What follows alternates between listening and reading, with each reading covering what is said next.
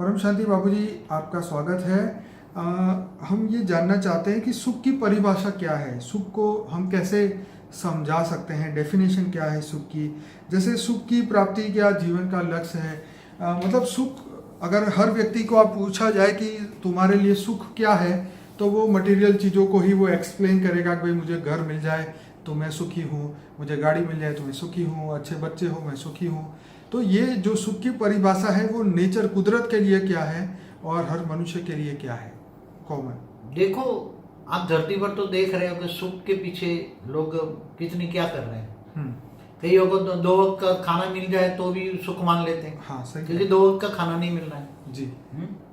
तो उसको सुख मानते हैं। पेट पर एक बार खाना मिल जाएगा तो हरा कई दिन से भूखा है तो उसके लिए खाना भी बहुत ही सुख है।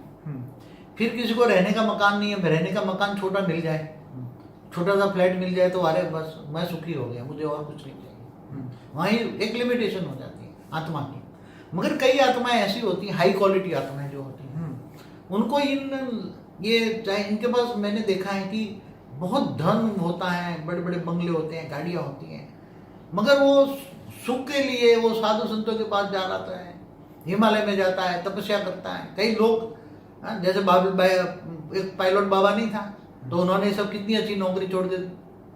तो ऐसे साधु संत बन जाते हैं सुख के कारण, कोई मोक्ष के कारण। ये समझता है कि सुख तो मोक्ष में है, मोक्ष मिल जाए, मुक्ति मिल जाए, तो हिमालय में चले जाते हैं कई आत्माएं। तो आपके हिसाब से सुख की डेफिनेशन क्या, मोक्ष मिलना वो सुख है? मोक्ष माना मुक्ति कहते हैं ना। हाँ, तो मतलब वो ब्रह्म परमेश्वर जो परम धाम में निराकार ब्रह्मलोक में रहता है, वो वहां आत्मा चली जाए और आत्मा वो लाइट स्वरूप में जो है, आत्मा भी एक लाइट स्वरूप है, आत्मा परमात्मा में लीन हो जाए, लीन माना समा जाना, तो उसको मोक्ष कहते हैं। मगर वो तो बहुत दूर है ना धरती से, तो भूलोक बुभुलोक स्वलोक महालोक। ज्ञान की प्राप्ति हो जाना सुख है, आत्मज्ञान होना सुख है, योगी बनना सुख है। आत्मा की अलग अलग कैटेगरी के हिसाब से वो सुख की परिभाषा है। ठीक है। जो हाई कैटेगरी की जो आत्मा है, उनको आत्मज्ञान और आत्मस्वरूप की अनुभूति करना और परमात्मा से कनेक्ट रहना, योग करना और आत्मा में पावर लेना, वो सुख गिनती है और उसको परम सुख कहते हैं। ठीक है। उसको परमानंद स्वरूप, नित्यानंद स्वरूप, नित्य आनंद स्वरूप रहना, वो ढूंढ रही है आत्मा।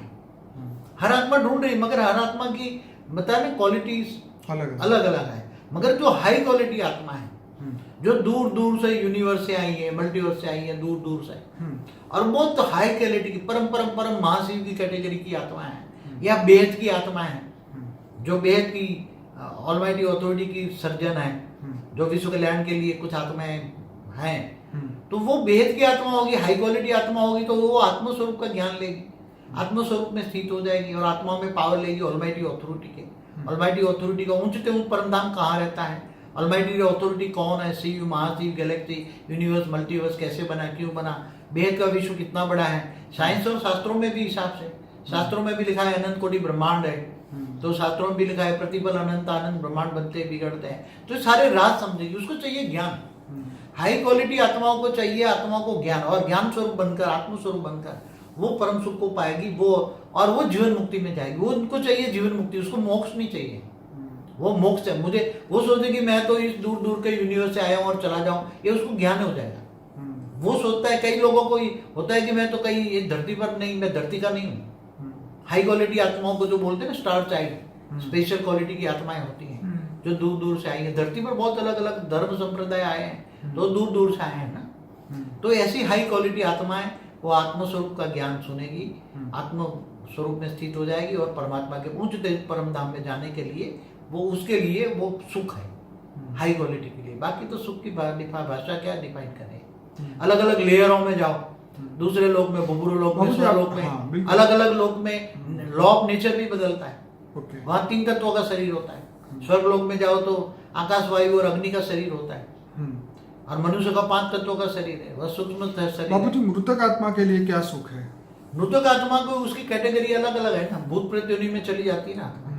तो वो जैसे मनुष्य जीवन में जो बुरे काम किए है तो वो अंतमति सुगति, मरने के बाद वो भी वही काम करेगा ना।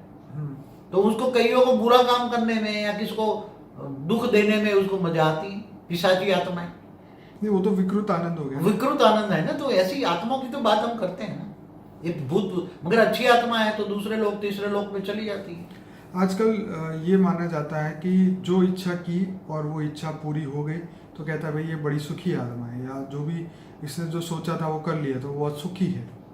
मगर सुख सुख की तो परिभाषा कर्म का कारण है ना। जो सुख पैदा हुआ है, जो जीवन में आ रहा है, वो कोई ना कोई अच्छे कर्म का नतीजा जो है वो सुख बन के आ रहा है सामने। देखो, थियरी ऑफ कर्म, कर्म बंधन से तो कोई आत्मा मुक्त नहीं हो सकती ना।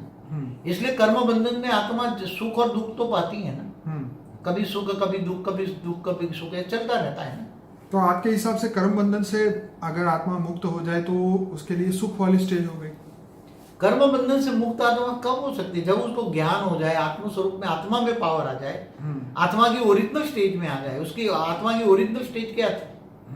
आत्मा के अंदर जो कई अनेकों जन्मों का जो जन्म बंधन का बड़ा है, तो कर्म बंधन से मुक्ति कैसे होगी? आत्म स्वरूप में स्थित होकर वो ऑलमाइटी अथॉरिटी से पावर लगी, परम प्रकाश लगी, तब कर्म बंधन से मुक्ति होकर ऊपर जाएगी ना। फिर उस परम धाम में जाएगी। बेहद की आत्माओं के लिए सुख की क्या परिभाषा हो सकती है? बेहद की आत्माएं अभी ज्ञान ढूंढ रही है। उसको जब ज्ञान आता है, ज्ञान आता है तो ज्ञान जल बोला जाता है। ज्ञान जल, तो ज्ञान जल आता है तो वो आत्माओं वो जो ज्ञान ढूंढ रही है कई जन्मों से वो ज्ञान जल ढूंढ रही है, तो वो ज्ञान सागर में डूबती है। ज्ञान सागर में डूबती तो वो इतनी खो जाती है ज्ञान का मनन मंथन करके, विचार सागर मंथन करती है ज्ञान का।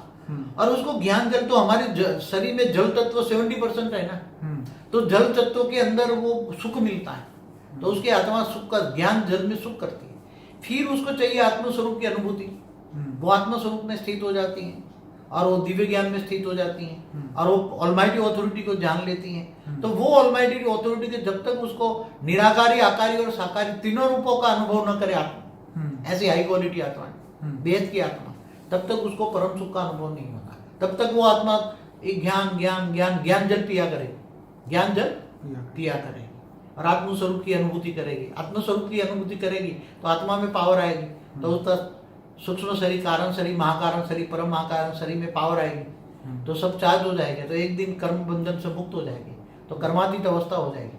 और जब कर्मातीत अवस्था हो जाएगी तो एक दिन मुक्त परम धाम में चली जाएगी।